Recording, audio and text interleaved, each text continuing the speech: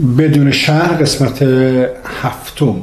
این برنامه مخصوص غیر استارتیاست و برای شما ایرانیان عزیز پخش میشه و اسنادی است که در آینده به صورت ویدئویی تقدیم شما شده بوده است. در برنامه بدون شهر قسمت ششم یک مثال ساده زدیم و اون مثال این بود که از شما سوال کردیم که اگر من کشوری رو داشته باشم مثل ایران و میلیاردها دلار پول داشته باشم و صدها هزار دانشمند، یعنی بزرگترین دانشمندان کره زمین رو فردا میاریم در سرزمین پارس در ایران همین الان، و جمهوری اسلامی هم میگه آقا من میرم کنار، آقای حسینی بیاد،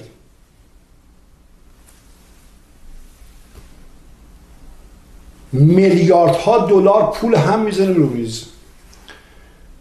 یک سوال ساده پرسیدیم، آیا ما میتوانیم ماشین تولید کنیم؟ همین، یعنی میتونیم ایران خودرو رو تبدیل کنیم به کارخونه‌ای که ماشین در حد بنز بزنه؟ تمام دانشمندان که دارن تو بنز کار میکنن و فردا میان دستم. یعنی تکرارش میکنم که بفهمیم، تمام کسانی که دانشمندن و تکنولوژیشو همزمان از کارخانه بنز وارد ایران میکنن. مدیر کارخانه بنز هم میارن داخل ایران، بی ام برم همین کارو میکنم، فورد همین کارو میکنم، کادیلاک همین کارو میکنم، کل کارخانه های دانشمندان کارخانه های ژاپن و کره جنوبی هم وارد میکنم. آیا من میتوانم یک کار ساده واسه ملتم بکنم و اون اینه که از منتاجکاری ایران خودرو رو بکشم بیرون و تولید کنیم اتومبیل؟ جواب من به شما اینه که بیا نمیتونی. اگر اینو بفهمی، باسنتو نشون بدی، حجابتو برداری، سینتو نشون بدی، من مشکل ندارم. اما اگر اینو نمیفهمی، هی میخوای یه چیزی تو نشون بدی، همون گاولوژی. یعنی یک برنامه‌ای که من میخواستم برم به نام گاولوژی. مفهومش این برنامه چی بود در یک خط؟ این بود که گاوها نمیدونن چرا تو طویلن، گوسفندان نمیدونن که چوپان مدافع آنها نیست، آنها از ترس گرگ ها به چوپان ها پناه آوردن و چوپان ها همه جاسوسن و همه مهره های سازمان های امنیتی هستند. چرا؟ چون سازمان های امنیتی کشورها برای اینکه بتونن یک کشور بگیرن باید یک چوپان برای مردم بیافرینن. این چوپان ها چگونه به ریاست جمهوری میرسن یا پادشاه میشن یا حکومت ازشون میاد؟ یک دلیل داره، گاوها قبول میکنن، گوسفندان یک کشور قبول میکنن، یعنی قبول میکنن که سازمان های امنیتی مهره هایی به نام چوپان ها رو با آنها بتپانن. پس گاو چه تفاوتی با بقیه داره؟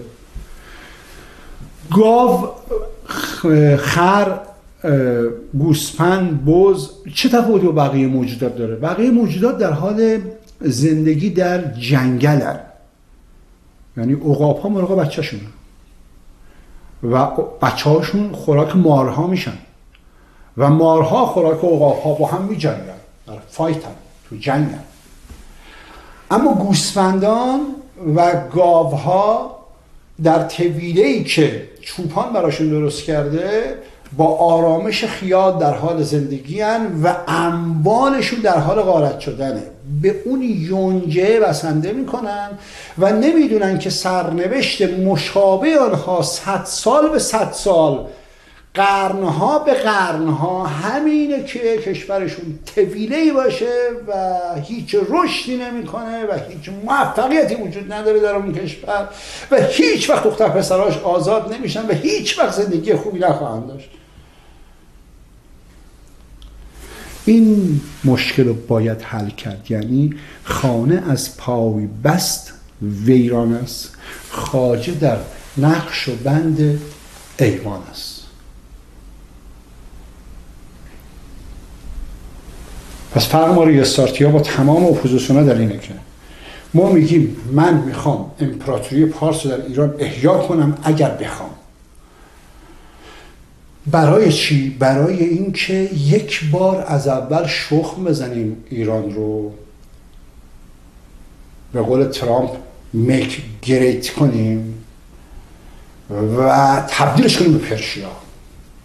تکنولوژی، صاحب تکنولوژی شیم.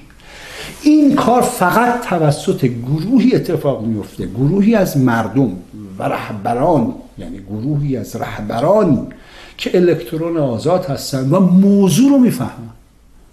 پس یه بار ریویو میکنیم که آیا ما موضوع رو فهمیدیم یا نفهمیدیم.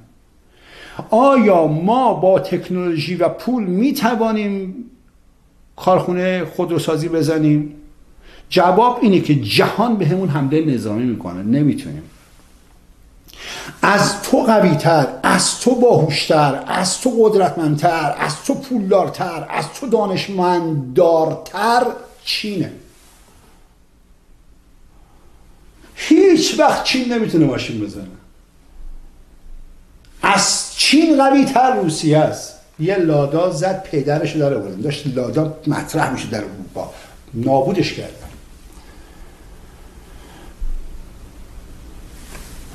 خب پس چه فرقی میکنه جمهوری اسلامی باشه، محمد رضا شاه پهلوی باشه، قاجاریه باشه؟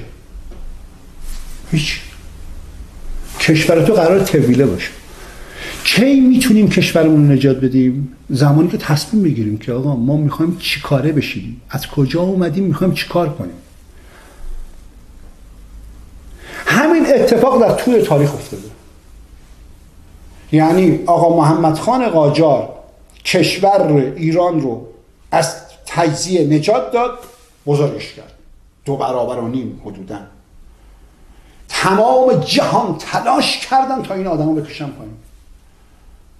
رسانه ها، سازمان های امنیتی، جارچیان، جاسوس ها، ایرانی ها، یعنی ایرانی جاسوس. تو چرا دنبال غریبه میچرخی؟ یکی که چشش آبی موهاش بوره که نمیاد اینجا بگه که منم جاسوسم. میفهمی جاسوسه؟ قیافه است معلومه جاسوسه. ایرانی ها تلاش کردن تا قاجاریه رو ببرن به سمت ناصرالدین شاه و بردن.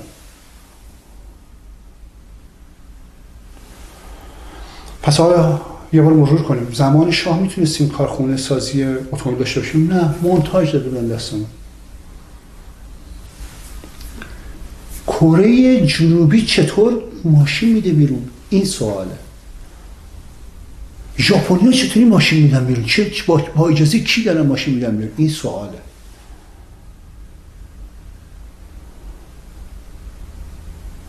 کره جنوبی در مقابل روسیه، اصلا یه طویل است در مقابل روسیه، قدرت روسیه نمیتونه. یعنی پوتین الان مملکت دستشه، نمیتونه. حالا فهمیدید چرا من میگم باید از اول سرزمینمون رو شخم بزنیم؟ برای اینکه ما اگه بخوایم کار بنیادی در کشورمون بکنیم راه موفقیت وجود نداره. چندین راه تولید کردن که نمیتونی شما کاری کنی. جمهوری اسلامی چرا برجام رو باید امضا میکرد توسط اصلاح طلبان و سلطنت طلبان؟ برای اینکه جاسوس هایی که در اصلاح طلبان، مملکتی که نصفش اصلاح طلب و سلطنت طلب بودن، فشار آوردن که جمهوری اسلامی باید امضا کنه. حالا فکر کن جمهوری اسلامی رو من برمی‌دارم هر خری تو میگی میذارم. جواب باید امضا میکرد. پس الان چه گروهی در ایران هستن که نمیخوان امضا کنن؟ این گروه کیان که ما اسمشو گذاشتیم صاحبان جدید ایران؟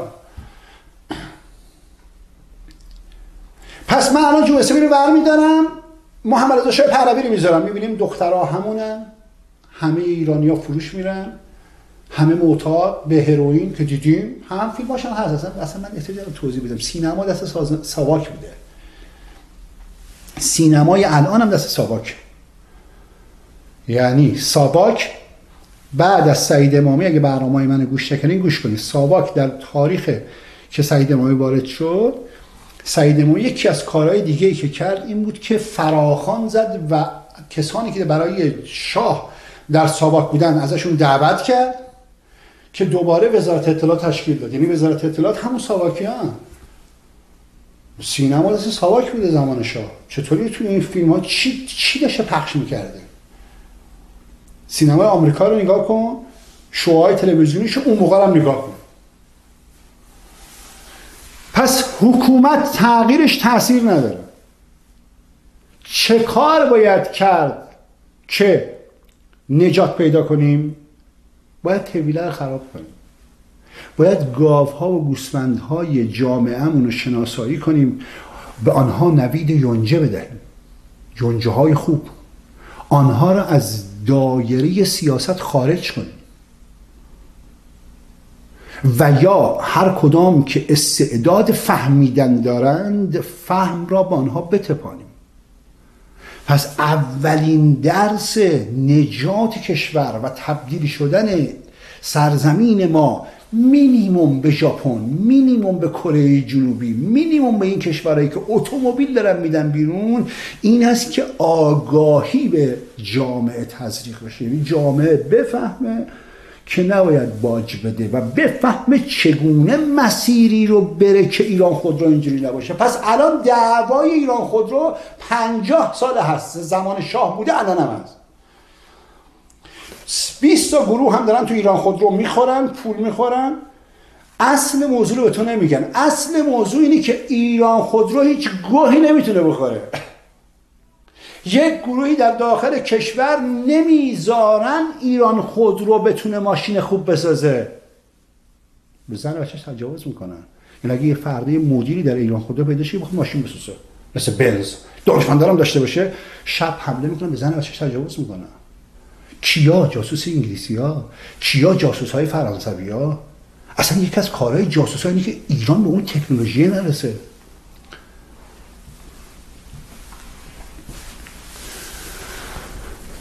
این یه دونه مثال بود. فوتبال ما هم همینه. ما توی فوتسال بهترین های جهانی، یعنی جزو 10 تا کشور جهان، فوتسال ما 10 تای جهان. فوتبال ما هیچ وقت در جام جهانی تو اون توییت و تلگرامی که من نوشتم و زدم هیچ وقت مطرح نخواهد شد. چرا؟ برای اینکه من رازش میدونم. اما سازمان امنیتی ایران، فرانسه، آلمان نمیذارن این رازو تو بفهمیم. یعنی اصلاح طلبها نمیخوان این رازو تو بفهمیم، اصولگراها نمیخوان، شاه نمیخواد. متدی که برای فوتبال در دوره شاه نوشته شده بود در دوره جمهوری اسلامی انجام شد و انگار من جزو اون آدمایی بودم که خدا اصلا یه جوری در مسیر زندگی منو برده یه جاهایی که گویا قرار فردای آینده که از سیاستمدار بزرگ کشور بشه. اصلا من اونجایی که باید دیدم و دیدم. برای که شما بدونید بنده رفتم ایتالیا و رفتم کرواسی تا اونجا تیم ملی فوتبال رو برای جام جهانی همراهی کردم و رفتم اونجا یک فیلم سینمایی بسازم. یعنی به عنوان نویسنده و کارگردان دوربین براشم رفتم و بچهای تیم ملی فوتبال ایران به سمت ایتالیا که بعضیا دیدن که توی هواپیما نشستیم، یه ویدیو که اون تصویر مال منه، همون تصویری که داری پخش می‌کنی این تصویربردار منه که داره فیلمو میگیره. رفتم اونجا تا کرواسی رفتم. بعد که برگشتم میخواستم فیلمو بسازم یک نکته مهم رو فهمیدم. یعنی من فهمیدم که چرا تیم ملی ما هیچ موفق نمیشه. بعد اومدم مستندش رو بسازم که از طرف سازمان و سازمان‌های امنیتی خصوصا وزارت اطلاعات تلاش کردن که همچین شوخی رو من نکنم. پس در کل تاریخ ایران از زمان شاه تا الان تنها کسی که میتونه بگه چرا ما در جام جهانی موفق نمیشیم الان روبروتون نشسته. 3 تا دلیل داره، یکیشو امروز میخوام بگم. 3 تا دلیل داره. تا این 3 تا دلیل درست نشه، اینکه مجری مفسر ورزشی بره یا بیاد، اینکه مربی‌های عوض بشن یا نشه، کل مربی‌ها ایران فوتبال بکنیم زن یا بکنیم مرد، بهترین مربیای تاریخ بشریت ایران و جهان رو بیاریم داخل ایران یا نیاریم. تا این 3 تا اتفاق حل نشه، 3 تا مشکل حل نشه، فوتبال ما به جام جهانی در جهان نمیدرخشه. فوتبالی که فوتسالش دریبش، من چون فوتبال بلدم و فوتبالم خیلی میدونم، بازیم خیلی خوبه،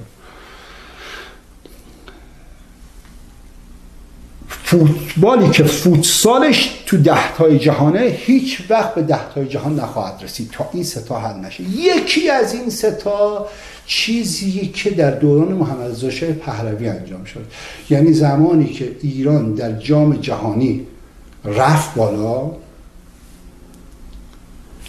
و بازیکنان تیم فوتبال ایران مطرح شدن، این اتفاق افتاد. تا الان ادامه داره. چی اون اتفاق؟ اون اتفاق اینه که همیشه وزارت اطلاعات و ساواک 2 بازیکن مینیمم در ساختار تیم ملی قرار میده. یکی از مشکلات اصلی تیم ملی ایران اینه،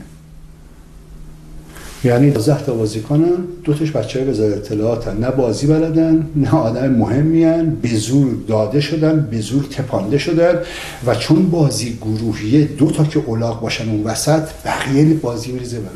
حتی اگر کریستیانو رونالدو رو بذاری فوروارد توی تیم ملی ایران، وقتی هافک ما بهش پاس داده، وقتی دفاع ما دفاع بلد نباشه، وقتی دروازه‌بان ما با یه تلفن گل بخوره، هیچ کاری کریستیانو رونالدو نمیتونه بکنه.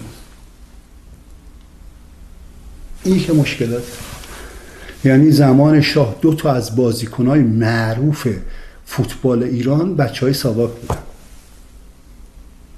زمان جمهوری اسلامی هم کماکان تا الان که ما شما صحبت میکنم، هر بار تیمش ملی شکل میگیره یک جلسه پنهانی گذاشته میشه و 2 تا از مینیمم 2 تا از بازیکن‌ها همیشه تپاندنی در تیم ملی و باید باشن و اصولا هم سازمان امنیتی اینا رو پرووت میکنن. حالا این 2 تا برای چی هستن؟ هم هستن و هم این که گزارشگر فوتبال ما که داره تو تلویزیون حرف میزنه، اسلحه اینجاش بدونی خوش بدونه. یعنی بهش گفتن که آقا هی الکی اسم بیار. مثلا بعضی فوتبالا بوده که اسم توپ دست یکی دیگه است، الکی اسم بازیکن میآوردن.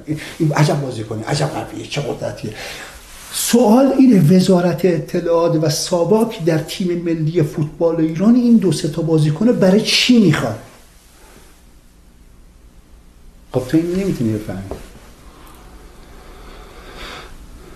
مربی خارجی وارد میشه، 2 تا گزینه داره، یا باید این 3-4 تا رو اخراج کنه تا تیم درست شه و همچین گویی نمیتونه بخوره، یا اینکه باید همرنگ جماعت شه که اصولا اینجوری شد. یعنی همین جام جهانی که شما رفتید، رسما برای اینکه تظاهرات طولانی نشه، رسما به تیم فوتبال ایران گفتن بازی رو باید ببازید. اصلا چینششو، حرکت‌های دفاعیشو به هر خری بگی میفهمه که مربی هماهنگ با جمهوری اسلامی، یعنی با ساواک، با تیم رضا محمد شاه پهلوی، چون از اون موقع تیم همینطوری بودن این گروه ها، دست به دست هم دادن تا اون اتفاق نیفته. پس شد فوتبالمونی. ورزشمون همینطوریه، در کشتی هم همینجوریه، در سیاستمون هم همینطوریه. یعنی آلردی تمام رسانه ها این 2 تا مهره های وزارت اطلاعات سپاه، جاسوس انگلیسی و فرانسوی و آلمانی رو در BBC مطرح میکنن. کارشناس بزرگ، کارشناس قوی، آدمی مثل حسینی هیچ وقت از این تلویزیون‌ها تبلیغ نخواهد شد. یعنی میخوام بگم خیلی شبیه. از تاپاله‌های سیاسی گرفته، مثل امید دانا، مثل امیرعباس فخرآور، مثل عرضم حضور شما که جوانمردی، مثل مسیح علی نژاد و مثل 500-600 نفر دیگه هستن. 200-300 نفرش هنوز نیومدن بالا. یعنی هستن. این حذف بشه، نفر بعدی میاد توش. اینا رده‌های سیان. اینها 90% حرفاشون از روی ما کپی شده. اصلا سال 96 که ما استارت زدیم این تاپاله‌های سیاسی رو مطرح کردن برای اینکه بتونن کاراشون رو انجام بدن. همه مهرهای سازمان امنیتی هم، ولی عددهای اینا مثلا $7,000 و $10,000 و اینا، $20,000 درآمدی که بتونن زندگی کنن و بتونن اون اهداف سازمان‌های امنیتی رو انجام بدن. ما توی یه دوره یکی از این آدمایی که خیلی رضا پهلوی رو دوست داشت، وقتی با من حرف زد بهش گفتم این آدم بی سواد، لیدرشپی بلد نیست، واقعا احمق، نوع کلماتش، جملاتش، اصلا تو تا حالا یه حرف جدید شنیدی؟ شما ایشون 40 سال تکراری حرفاش. قبول نمی‌کرد دیگه. یه روزی به ما زنگ زد که من منتظرش بودم. گفتم که بفرمایید. گفت ببین تا حالا هر چی میگفتی درسته، ولی برنامه جدید آقای رضا پهلوی رو دیدی؟ گفتم نه. گفت شما دشمناتم باید برنامه‌اشو ببینید. گفتم من وقتی مورچه رو دارم میبینم و لونه رو دارم میبینم خیلی احمق نیستم بشینم ببینم آیا میره تو لونه یا نه. اصولا احمق کسانی هستن که خیلی نزدیکن به لونه و هم خاطر مورچه رو نمیتونن ببینن. اینقدر نزدیکن باید وایس ببینن که این مورچه‌ای به داخل میره یا نه. و در فضای سیاسی من از دور هم میتونم بفهمم چیکار میکنه. بفرمایید برای چی زنگ زدی؟ گفت این برنامه جدیدش ایشون 2 تا مطلبی گفت که واقعا جهانیه. گفتم میشه بفرمایید چی گفت؟ گفت این و این. گفتم میدونی که چند ساله این جملات مال منه؟ واقعا؟ گفتم بله این جملات من مثلا 3 سال پیش اینجا گفتم، اینو تو برنامه ریستارت گفتم. گفت این مخرج مشترک بگیریم اونو شما گفتیم؟ گفتم بله. پس ببین بعد از 43 سال شمایی که طرفدار رضا پهلوی به من زنگ زدی گفتی ایشون عجب دانشمند، عجب حرفای قشنگی میزنه، 2 تا جملهش گفتم بگو جفتش مال من بوده. این تاپاله‌های سیاسی مطالب منو اگه حذف کنی هیچی نداره گفتن، هیچ پیامی نداره دیگه. گل سرسبدشون این مانوک خدابخشیان بود. بنده یه بار ایشون بیشتر ندیدم. در لس آنجلس حدود فکر کنم مثلا 9 دقیقه با هم حرف زدیم. بعد که حرفاش تموم شد و صحبت کرد و این حرفا، بهش گفتم که شما آدم باسوادی هستی ولی در دهه 50 گیر کردی، شما هیچی از جامعه ایران نمیدونی. ناراحت هم شد و عرضم حضور شما که گفتم متاسفانه نمیفهمی اصلا جامعه ایران. گفت شما میفهمی؟ گفتم بله، بخاطر که بنده 1 اینکه داخل ایران بودم، 2 یعنی داخل ایران دیدم، شومن تلویزیون بودم، نفس به نفس مردم رفتم، جامعه رو میشناسم، روانشناسی جامعه رو میدونم، و 2 اینکه اتفاقی افتاده که با جمهوری اسلامی درگیر شدم، خارجم دیدم. من فرقم با شما در اینه که من هم بالات دیدم هم پایینتون دیدم. بالاتون رو در ایران دیدم توی مهرهای امنیتی ایران و پایینتون در خارج کشور دیدم. یعنی من هم اپوزیسیون خارج کشور رو میشناسم هم داخل ایران رو میشناسم. بعد دیگه حرفی هم نزدیم. بعد که اومدیم یک دوستان پرسید این مانیکو چجوری دیگه؟ گفتم بسیار احمق، متاسفانه نمیفهمه، سیاستمدار نیست. ایشون یک تحلیلگری که در سال 50 خوب بود، 1355 56 57 ازش باید استفاده میشه. سندش ثابت شد، یعنی اینکه هنوز هم این آدم در احمق بودن مرد.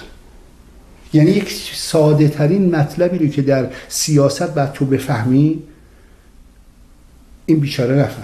خیلی ناراحت شدم. آدم گفتم بهتون با سواد سال 50 بود، اشکال نداره، ولی در حماقت و خریت مرد. سندش چیه؟ سندش اینه که این آدم نفهمید چرا 40 سال تمام رسانه ها سانسورش کردن، چرا حالا تو این مدت 1 سال آخر عمرش همه دارن تبدیلش میکنن. اگه به همین موضوع ساده فکر میکرد میفهمید که دارن خرش میکنن تو یک مسیح CIA و MI6 دارن میبرنش. شهید چیز رضا پهلوی هم بود در تفکر. 2 تا حرف قشنگ زد، جفتش مال من بود. یعنی اگر شما مانوک خدابخشی رو بچرونیش 5 تا جمله ازش میاد بیرون که 4 تاش مال منه. یعنی من 11 سال، یه مثال بزنم، 11 سال پیش 12 سال پیش در فیسبوک نوشتم که متاسفانه برای این که رژیم رو عوض کنیم ما 2 تا جمهوری اسلامی داریم، یکیش داخل ایرانه، یکیش خارج ایرانه. ایشون عین همین جمله رو زد BBC و رادیو فردا و من و تو و اینترنشنال و به قول خودمون. گفتم واو عجب پروفسوری. به یکی میشه آقا این جمله آقا حسینیه، یعنی 2 تا جمله ما ایشون که پروفسور، کسی که در سال 57 بود 4 تا جمله من بهش واسش فرستادن، گفت داشت یواشش میشه به پروفسور که شهید چیزه آقای رضا پهلوی رفت رو هوا، تموم شد. اینا همش مثال برای که تو ایرانی بدونی. پس اپوزیسیون خارج کشور جملات ریاستی ها و اپوزیسیون ریاست داره به شما میگه اگر 90% حرف های این تاپاله های سیاسی مال ماه، فقط 10%ش که اونایی که بی خوده مال خودشونه. هدف اینا چیه؟ هدف اینها خیلی مشخصه. نمبر 1 شما پیشرفت تکنولوژی نداشته باشید. نمبر 2 مهرهای سازمان‌های امنیتی رو به شما بتکنن. نمبر 3 همشون پول میگیرن، حقوق میگیرن. خب اون فوتبال من بود، این سیاست من بود، صدها مثال دیگه هم میشه زد. پس گاولوژی یعنی مردمی که میان تو خیابون میمیرن. همه این جوانای ایرانی که اومدن تو خیابون مردن در این دوره همشون در نگرش گاولوژی بودن. چرا گاوی بودن؟ نمیدونستن ما بمیریم بعدش چی میشه. ما داریم میان بیرون که اینا برن کی بیاد. اگر جمهوری اسلامی رو ورداریم یک گروه دیگه بیاد ما اتمی میشیم؟ نه. ابرقدرت میشیم؟ نه. به کشورمون اضافه میشه؟ نه، اصلا قرار تجزیه شه.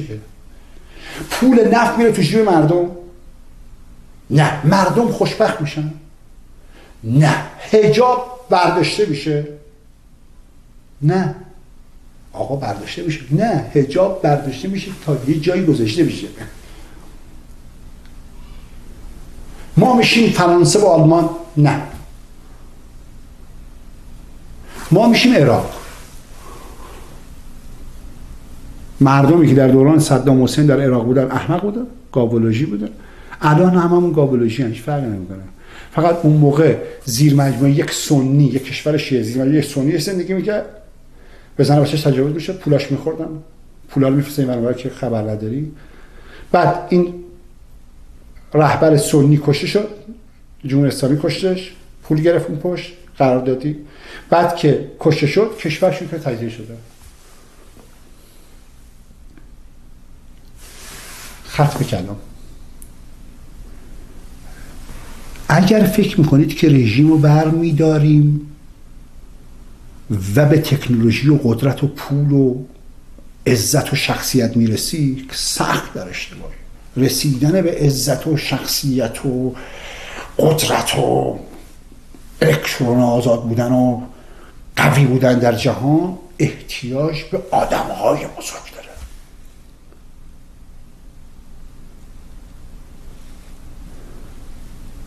آدم‌های بزرگ رو باید دست و پاش بیفتی بیاد کمکت کنه. هیچ وقت شما کاسپاروف رو نمی‌بینی بیاد سر کوچه‌تون با بچه مغازه دارتون، با پسر اون دکتره، با اون پسر اون وزیر بازی کنه. هیچ وقت. برای داشتن یک کشور بزرگ آدم‌های بزرگ میخواد، اندیشه‌های بزرگ، دریم، آرزو، آمال‌های بزرگ.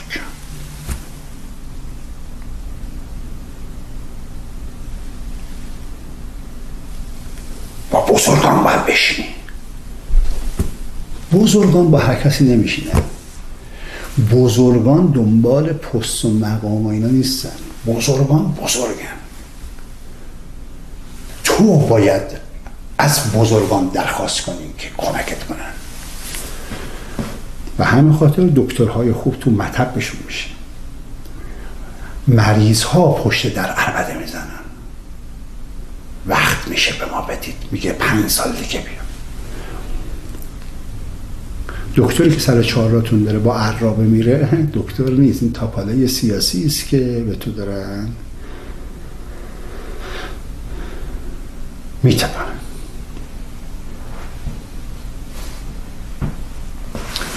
پس بی بی سی، وایس آف آمریکا، رادیو فردا میدونن، رسانه ها میدونن، سازمان های امنیتی هم میدونن. حسینی فقط میتواند به صورت مدنی، یعنی امشب بره در بی بی سی فارسی بشینه، در عرض 2 ماه ملت ایران رو میاره تو خیابان، مردم میرن تو خیابان، این بار با اندیشه میرن تو خیابان، این بار دیگه نمیتونیم سرکوبشون کنیم هیچکی. پس MI6 آمریکایی ها بیخ گوش من میدونن، میگن اگه قرار باشه ایران مدنی عوض کنیم فقط حسینی میتونه، اگر بدون خشونت بخوایم عوض کنیم فقط حسینی میتونه این کارو کنه، چون حسینی دارای یک سری اندیشه هایی است و تیم باهوشی است که اون میتونه به صورت مدنی ایرانی بریزه تو خیابان، و اگر بخوام با خشونت ایران رو عوض کنیم فقط حسینی میتونه. پس پیام سازمان‌های امنیتی و کشورها به رسانه‌ها در یک خط اینه: اون کسی که میتونه مردم رو نجات بده و رژیم رو عوض کنه به شدت سانسورش کنید، از اون نترسید. او به دنبال تغییر رژیم نیست، او میخواهد ایران رو به شکوفایی‌های بزرگ تاریخی برساند، او میخواهد به ایران اضافه کند، او میخواهد کارخانه اتومبیل سازی را بیندازد، او میخواهد پول مردم را به مردم بدهد، او میخواهد ایرانیان را خوشبخت کند. او خطرناک است، از او بترس.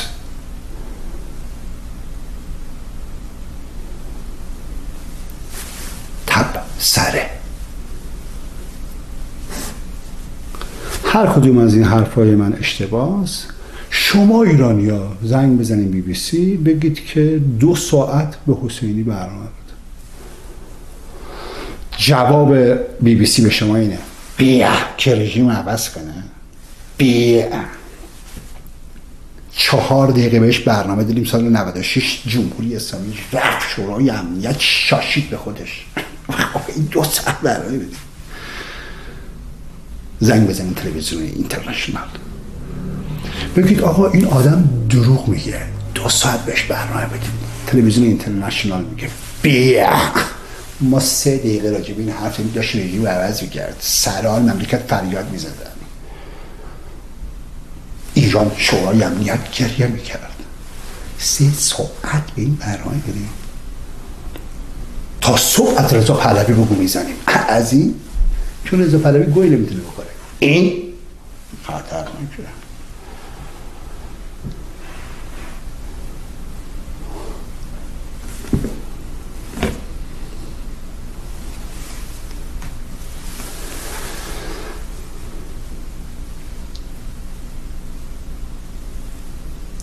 از طویله خودت خارج. یک بار مقابل چوپان و گورکا قیام کن. یک بار به یک یونجه بسنده مکن. آزادی در مرغزارها